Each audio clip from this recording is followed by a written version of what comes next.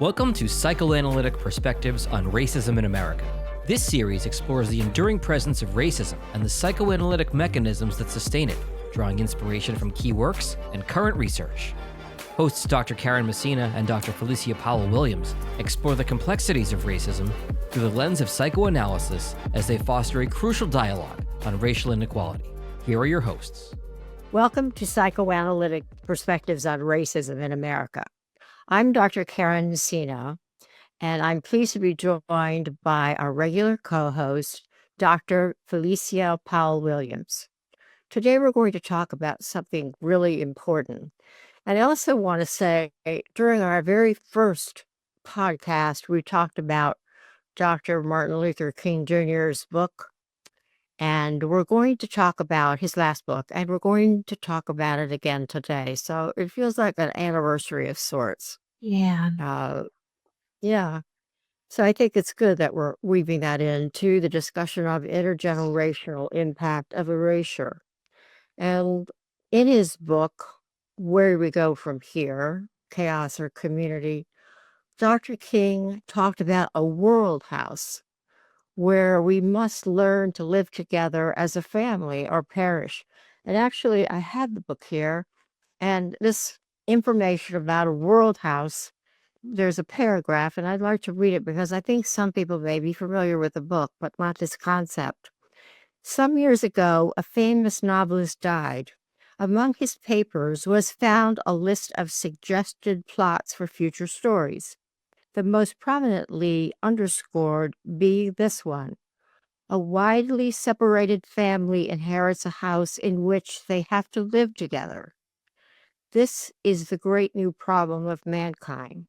We have inherited a large house, a great world house, in which we have to live together, black and white, Easterner and Westerner, Gentile and Jew, Catholic and Protestant, Hindu and Muslim, a family unduly separated in ideas, culture, and interests, who, because we can never again live apart, must learn somehow to live with each other in peace. So I thought that was very profound. You have thoughts about that, Felicia? I do agree with you. It is very profound. It's something that is what we wish for, to be able to come together and live in peace.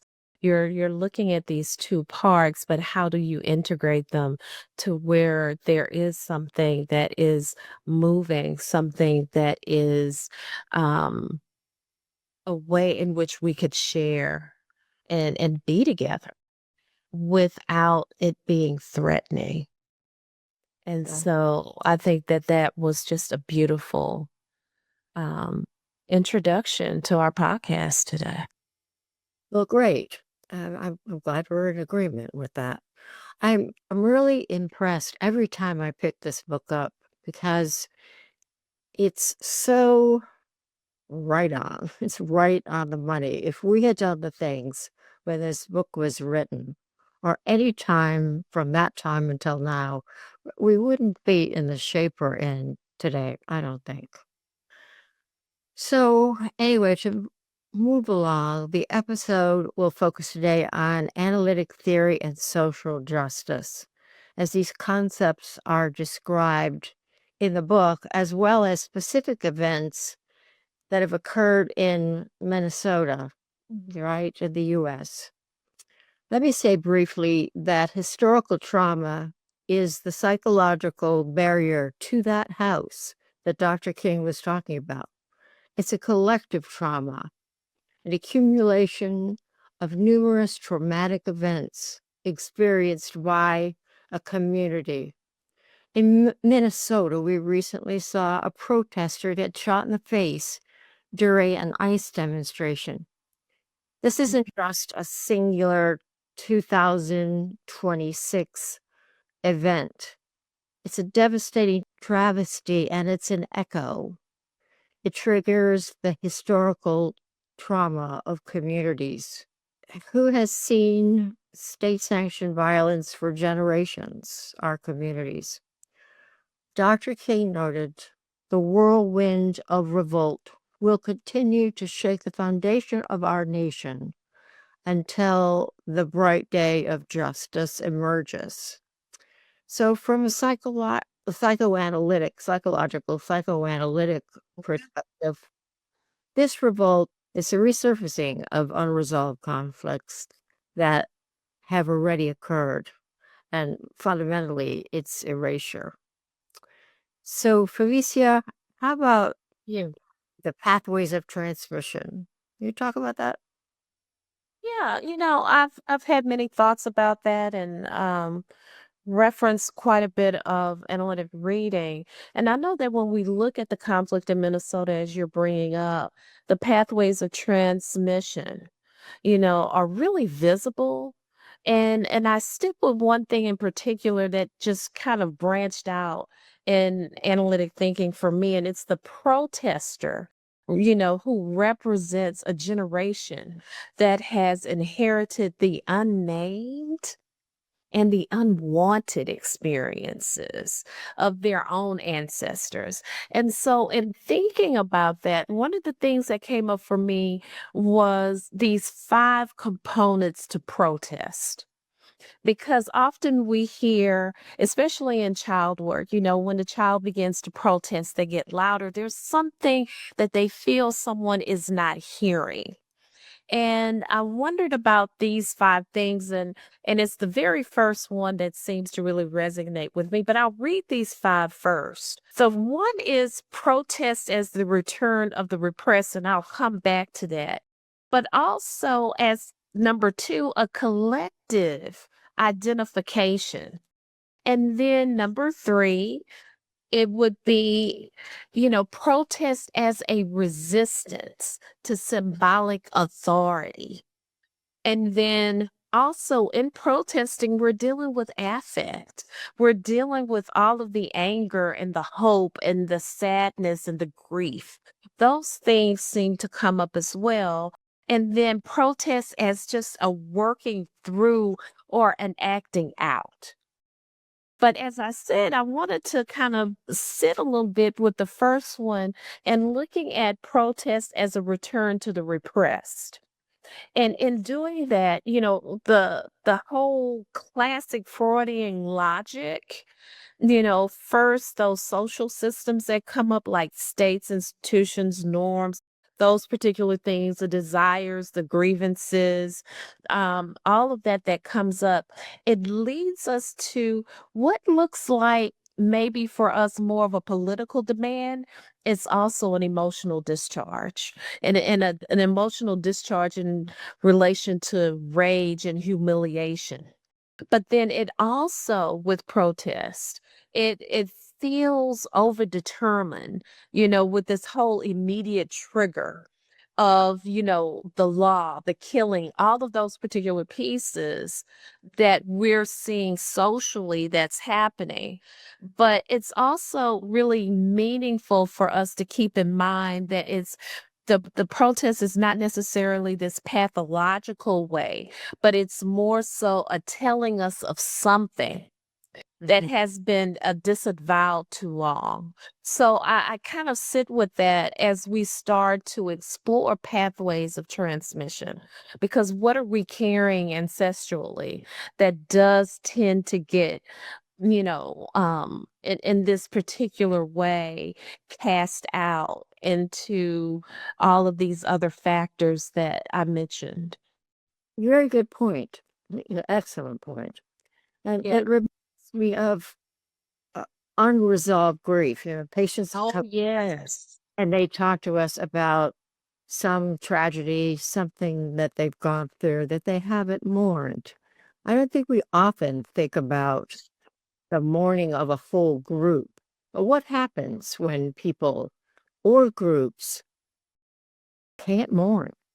They often get very depressed. Sometimes they move to action, but it doesn't just go away just because the police are there or ICE officers are there or anybody else tries to dismiss their despair and their grief. It just doesn't work that way. I think that's important to keep in mind. And it also can trigger community PTSD of sorts. Well, Oh, yeah. community's traumatized. It's bad for one person to be traumatized. It's bad also for a full community. A country or part of a country should be traumatized. That's right.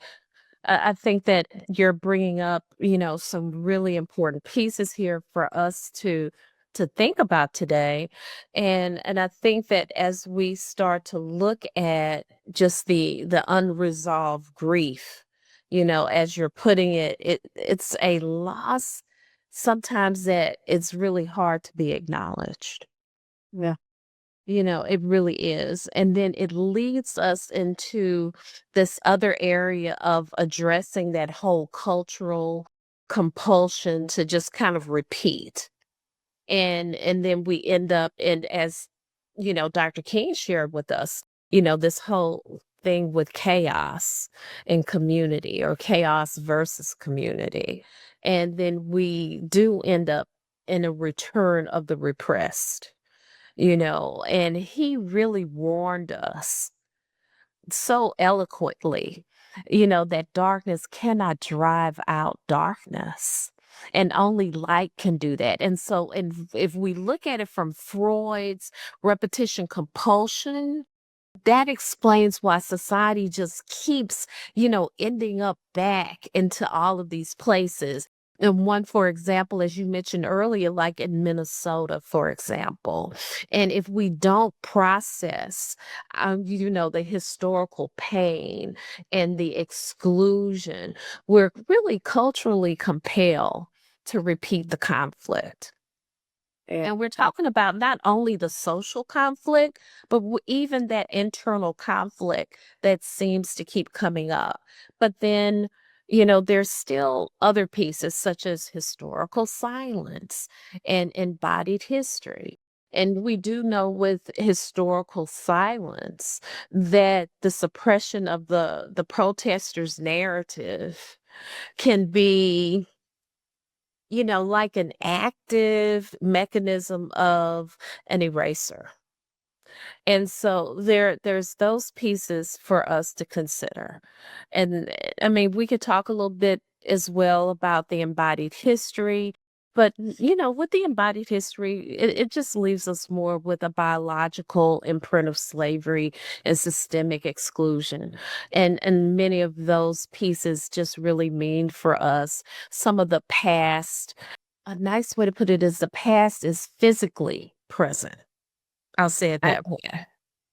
absolutely. What comes to my mind is another defense, which is disavowal. Yes. In Minnesota, for example, institutions may know a protester was harmed, but disavow the systemic cause. Focus on technicalities of the ICE mandate to avoid the guilt of human loss. I mean, in this particular case, and in so many other cases, a human being was lost and violently lost by being shot in the face. There's no reason to compare violence or saying one thing is more violent than the other, but this is pretty violent. I was thinking about, even in our consulting rooms, how that internal conflict, avoiding the guilt, at whatever cost, and how, as we look at disavowal, that is a defense that could be used to avoid the guilt. And so I know that we see that and we talk about that, much in our analytic work, how that tends to surface. And you're bringing up not only from an internal standpoint or an interpsychic standpoint, you're also sharing with us today, the whole idea of how that might look socially, externally. Because what we do know is that oftentimes, not oftentimes, but what does happen externally does affect how we take in and what we hold internally. And when it is very damaging, as you're noting here, it becomes very harmful. What do? We continue to use our defenses to avoid what feels uncomfortable and feels too heavy to explore and begin to discuss at that moment. But we see that every day in our work. Absolutely. This next thing that I'm going to say, or defense I'm going to bring up, defenses, applies to so many things, and definitely to this encounter in Minnesota. As you know, I talk projection and projective identification almost every time we meet and have a discussion. And Hard not to. yeah, it's hard not to. There's a way in which the protesters that are being pathologized and the ICE officers are made to look innocent, only doing their jobs. Not really. So I think we also have to think about splitting. The state idealizes its security and law and order while splitting off the violence of the ICE encounter or encounters. So this maintains an illusion of institutional innocence, like if they were just maintaining law and order. I mean, we all know law and order needs to be maintained, but at what price? And do we take responsibility for our behavior? That's a real important question. We ask our patients that all the time, indirectly. We may not put it that way, but we want them to be able to think about how they participated in whatever disagreement they're talking about. We also notice with what you're sharing with us, Karen, that oftentimes there's a harsh super ego that is carried. And, how do you manage that also and still try to find pleasure? Pleasure, like, the id is seeking it out constantly. So you have these two entities right there where they're constantly at battle with each other. And that's what comes to mind as you beautifully put together the whole idealization and the splitting. That's really important for us to hold on to here as we look at what's even happening socially, like in Minnesota, but also in other places as well. Absolutely. I think that there are just so many aspects of this event that we could talk about. The internalized military, that's something that Dr. King talked about. He suggested that the outside of the country, it leads to a militarized spirit within. How does this state it emerge in local agencies like ICE? How does that influence the repetition compulsion of violence against marginalized bodies in places like Minnesota? So we see psychoanalytic mechanisms of defense spring forth in so many aspects of this terrible tragedy. What else? I mean, we could talk for hours, but about what? Yeah, I'm sitting here wondering. I mean, there's a lot of questions that we could go into discuss. And thinking about unresolved grief, I do wonder not just about the sadness that has to be processed, but also it becomes a psychic blockage. Right, exactly. Yeah. And I really appreciate how Dr. King gave us that lens to think about, all of those components that would, even socially block, But as we talk about it from a psychoanalytic perspective, we're looking at that psychic blockage. And I mentioned earlier the difficulty in not being able to acknowledge, and I made note here too, and not just the loss, that cannot be acknowledged, but also the wound that can't be narrated and the pain that cannot be symbolized. Right. There's all of those that tend to sit so loudly. Absolutely. What comes to me again and again as I was listening to you and as we're talking is the essence of Dr. King's book and the word chaos. And that's what we're experiencing in Minnesota and in various other parts of the country and in the world. Globally.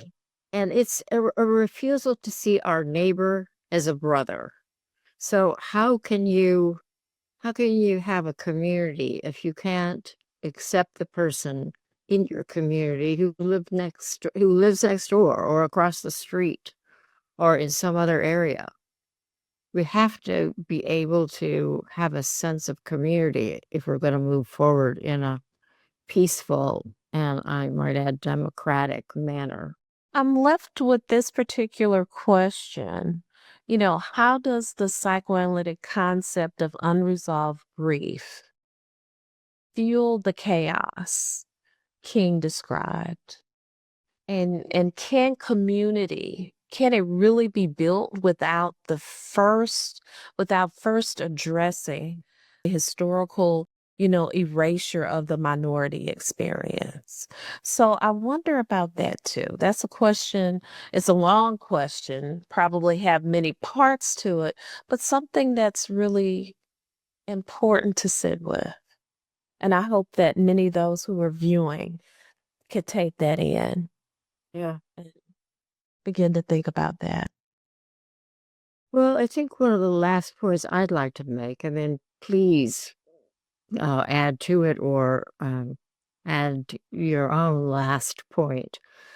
I think we're not just talking about trauma of one person, as we've said. It's group trauma, and there's really an intergenerational rupture that is part of this situation, and I think that's really important.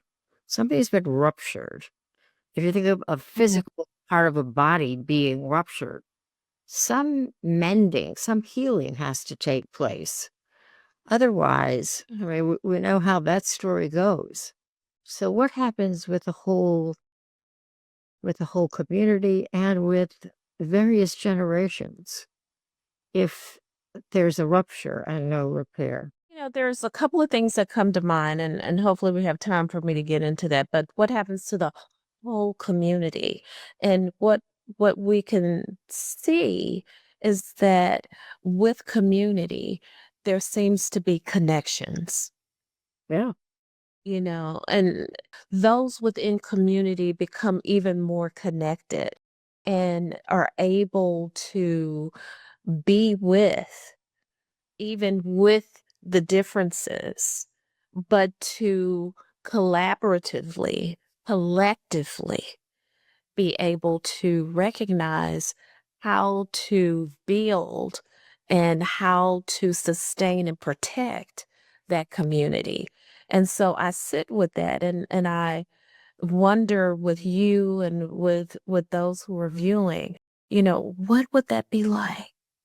What has that been like as you begin to find your own communities and places within oneself that one could rest and find relief and find a sense of being, but even externally how one would be able to find that, because we know that when we're in a place that we can rest in, that there's so much that tends to evolve, and it allows us, even in our own analytic thinking, to be able to expand and broaden how we begin to explore But we do know, as has been brought up, there's always something that creates the splitting. There's something that dismantles and creates chaos, and even the traumas. And traumas could be something that are very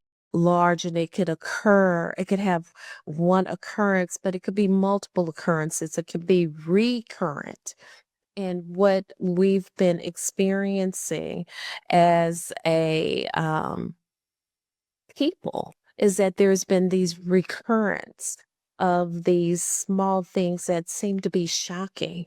And in the shock, it creates something within us, something gets sparked to where it does leave some type of scar, some type of mark that one may define as trauma.